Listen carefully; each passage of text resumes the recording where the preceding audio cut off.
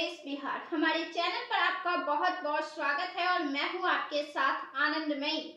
जीतन राम मांझी बिहार विधानसभा चुनाव होने से पहले काफी सक्रिय मोड में आ चुके हैं, जहां विरोधियों पर कड़े कड़े प्रहार कर रहे हैं तो वहीं एनडीए घटक में दबाव की राजनीति करनी भी शुरू कर दी है। उन्होंने खुले तौर पर 20 सीटों की मांग एनडीए के सामने रख दी है। राहुल गांधी बिहार दौरे पर आए थे। उन्होंने संविधान बचाने के लिए कार्यक्रम में शिरकत की और संविधान बचाने पर उन्होंने भाग लिया और उसके बाद वे लालू यादव से मिलने राबड़ी आवास पर गए। लेकिन इन सब के बीच विपक्षी पार्टी और महागठबंधन के कार्यक्रमों के बीच जीतन राम मांझी ने ऐसा तीखा हमला तेजस्वी यादव और राहुल गांधी पर बोला है कि एक हाथ से तेजस्वी को और एक हाथ से राहुल गांधी को लपेट दिया है। जीतन राम मांझी एक ऐसे नेता है, कब किस पर कितना बड़ा अटैक कर दे और किस अंदाज में कर दे ये कोई नहीं जानता है। जीतन राम मांझी ने कुछ ऐसा ही अटैक तेजस्वी यादव, प्रशांत किशोर और राहुल गांधी पर किया है। राहुल गांधी पर तो सबसे तीखा और तेजस्वी यादव पर बड़ा कठोर प्रहार जीतन राम मांझी ने कर दिया है।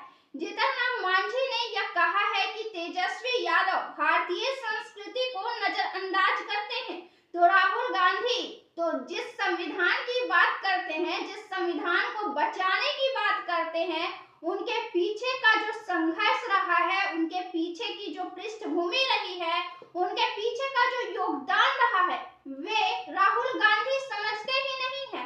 फिर उसे बचाने की बात कहने का तो कोई ताल्लुकात ही नहीं बनता है। जीतन राम मांझी ने ऐसा कहकर तेजस्वी और राहुल गांधी को निशाने पर लिया है और कड़ा प्रहार किया है। उन्होंने यह कहा है कि तेजस्वी यादव को पार्टी की कमान सौंपे जाने पर इसे भारतीय संस्कृति के खिलाफ बताया है। उन्होंने कहा है कि भारतीय संस्कृति में पिता और पुत्र के संबंधों का महत्व होता है, जिसे तेजस्वी यादव ने नजरअंदाज कर दिया है। उन्होंने कहा है कि पिता के साथ पुत्र का क्या सलूक होना चाहिए, यह हमारी भारतीय संस्कृति में है।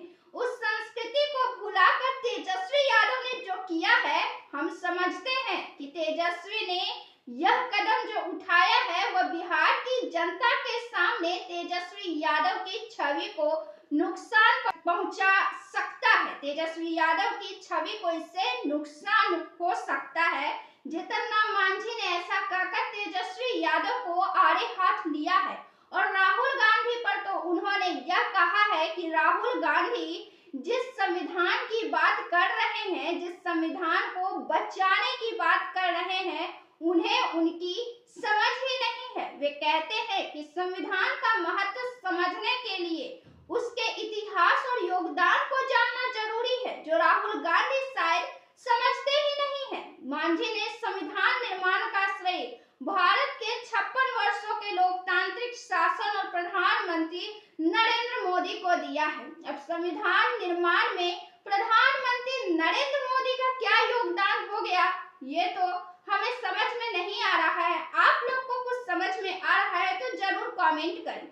जीतन राम मांझी ने इतना ही नहीं, अब प्रशांत किशोर पर भी अटैक किया है और यह अटैक उन्होंने नीतीश कुमार की सुरक्षा में किया है। कभी नीतीश कुमार के मानसिक हालात की जानकारी कैसी रही, उनका स्वास्थ्य कैसा रहा, उनका हेल्थ रिपोर्ट कैसा रहा, इस पर जीतन राम मांझी भी सवाल उठा चुके हैं। लेकिन अब प्रशांत किशोर ने जब नीतीश कुमार के मानसिक स्वास्थ्य पर टिप्पणी की तो प्रशांत किशोर को जीतन राम मांझी ने कड़े प्रहार कर डाले और उन्होंने यहाँ तक कह दिया कि प्रशांत किशोर खुद ही मानसिक रूप से अस्वस्थ हो गए हैं।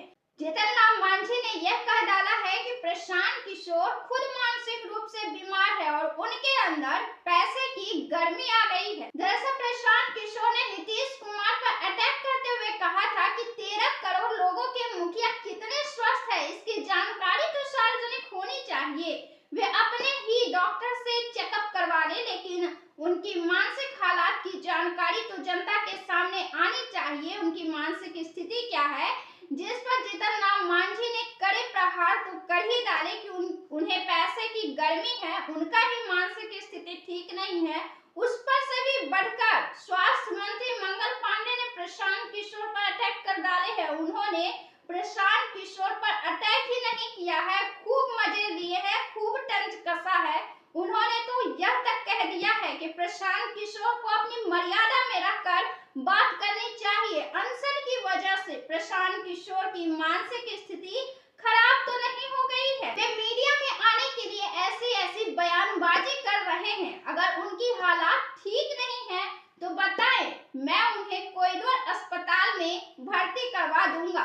तो अब बिहार विधानसभा चुनाव के मद्देनजर पूरी तरीके से ताना बाना राजनीतिक दलों के बीच बनने लगा है और एक दूसरे पर बयानबाजी तीखी हो चली है, प्रतिक्रियाएं कड़ी हो चली है और इस कड़ी में अब सभी राजनीतिक दल न केवल अपने प्रतिद्वंदी पर कड़े प्रहार कर रहे हैं, बल्कि अपने भी पार्टी में शक्ति प्रदर्शन की बात करनी शुरू कर दी है। और ऐसा शुरू करने वाले जीतन राम मांझी है, जिन्होंने महासम्मेलन के दौरान यह कह दिया है कि एनडीए में अपनी ताकत प्रदर्शन करेंगे और उन्हें दिल्ली और झारखंड में सीटें नहीं मिली, लेकिन बिहार में उन्हें 20 सीटें चाहिए। हालांकि कार्यकर्ता तो 40 सीट चाहते हैं, लेकिन उन्हें 20 सीटें एनडीए से अवश्य ही चाहिए, जो काफी वहां जीतने की संभावनाएं मजबूत है, उनकी स्थिति काफी अच्छी है। तो बिहार की राजनीति अब तेजी से रुख लेना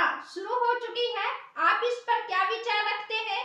जीतन राम मांझी को लेकर आप क्या सोचते हैं? अपना जवाब कमेंट बॉक्स में जरूर दें। वीडियो को लाइक करें, शेयर करें और चैनल को सब्सक्राइब जरूर से कर लें। फिर हम मिलते हैं बिहार के राजनीतिक खबरों के साथ अगले वीडियो में। तब तक के लिए हमें दीजिए इजाजत। बहुत बहुत धन्यवाद।